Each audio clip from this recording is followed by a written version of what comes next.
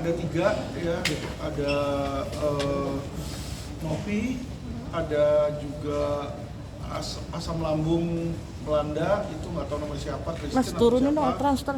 Satu lagi Yoloina ya, jadi 3 terlapor yang kita laporin pasalnya ITE. Itu teman-teman. Alasannya mengajak Agus, Bang? Kenapa? Alasannya mengajak Agus Salim ke Mabes. Kan memenya itu menyerupai Agus situ. Jadi Agus salah satu korban lah situ. Ya, karena yang video joget-joget itu kan yang pakai perban kan, itu menyerupai Agus itu. Jadi itu konten memang dibikin untuk mencemarkan, menghina, ya, mengejek disabilitas. Jadi ya kita ajak Agus biar supaya Agus tuh tahu bahwa dialah yang diledekin di situ dan dia juga jadi saksi korban ya.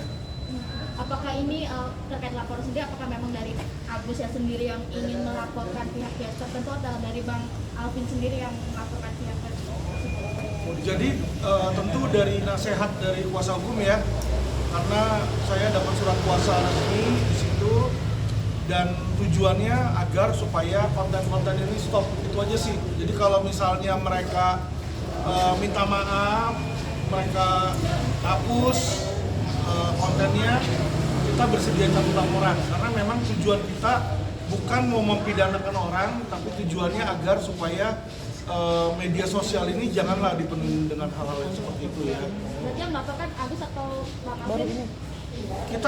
Kita pelapor, Agus juga pelapor di situ. Berarti Bang Alvin sendiri dan Agus sendiri juga? Iya, kan kita ada kuasa, Agus kan nggak bisa melihat di situ kan.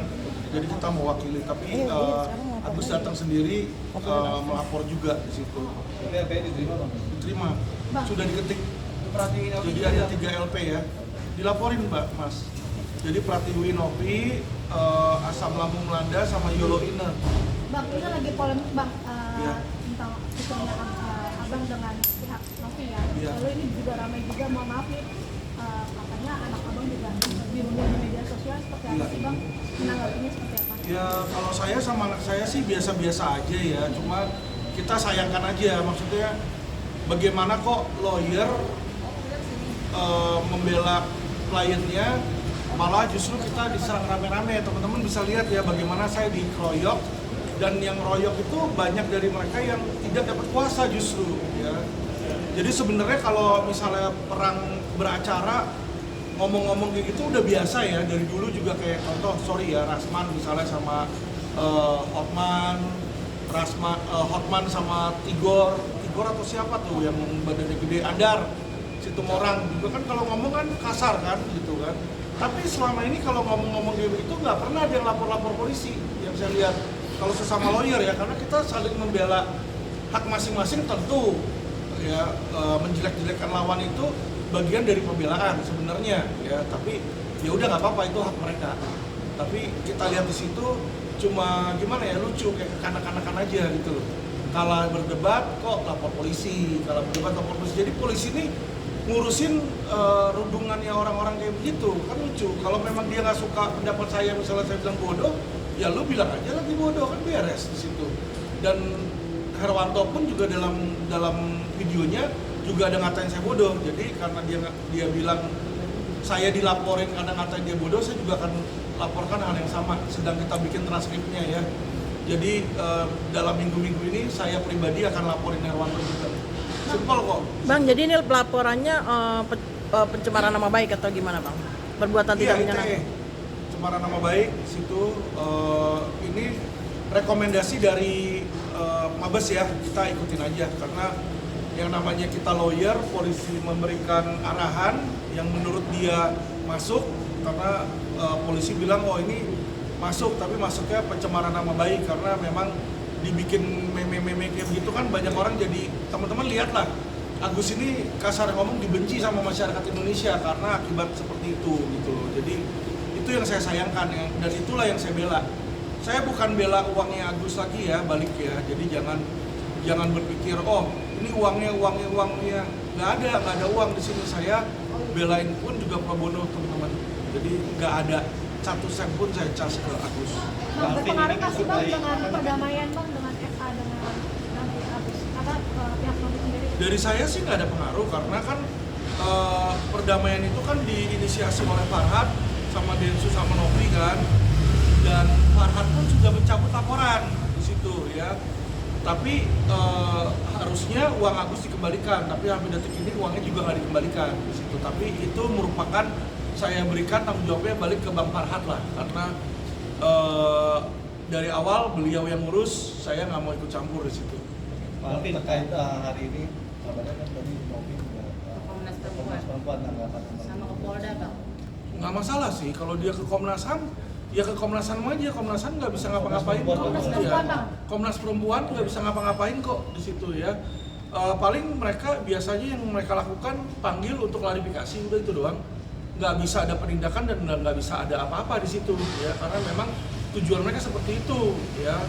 Dan lagi saya kalau dipanggil saya tinggal simpel bilang, kamu ngerti bahasa Indonesia nggak? Gitu. Ini video saya jelas mas ya, video saya yang dipermasalahkan sama Novi ini, saya nggak tahu teman-teman sudah nonton belum videonya. Ini saya udah cut cuma 1 menit doang, jadi teman-teman bisa lihat nih 1 menit. Ya, uangnya itu dari hasil usahanya sendiri. Ya, pramugari usahanya berapa sih, gajinya berapa sih, bisa melakukan coding ini.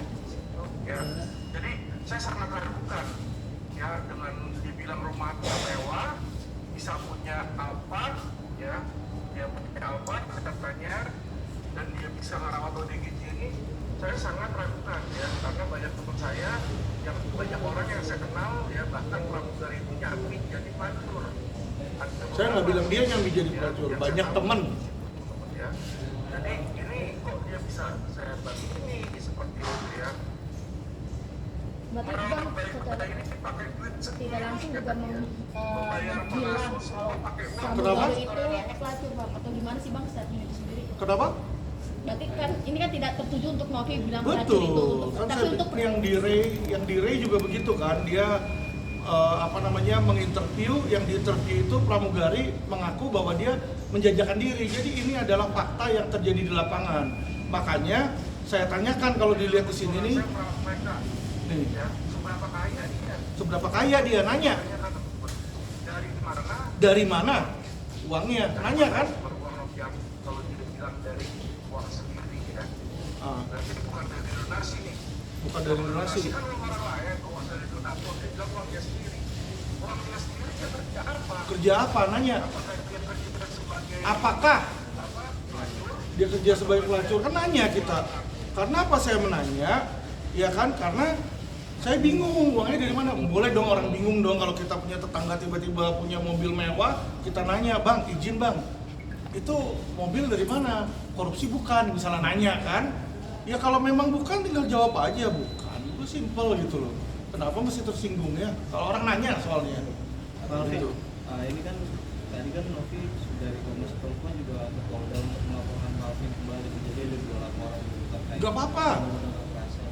Laporin banyakan, 1000 laporan kalau perlu di situ ya. Dan dia memang orang nggak ngerti hukum, kalau dia laporin deliknya sama ya, itu aja ya, itu nanti juga pasti digabung jadi satu ya. Jadi teman-teman tahu yang contoh laporan jaksa itu kan ada ratusan laporan tuh dari Sabang sampai Merauke ya. Di situ apakah satu-satu jalan sendiri-sendiri? Tidak teman-teman, digabung jadi satu karena kenapa? Deliknya sama ya.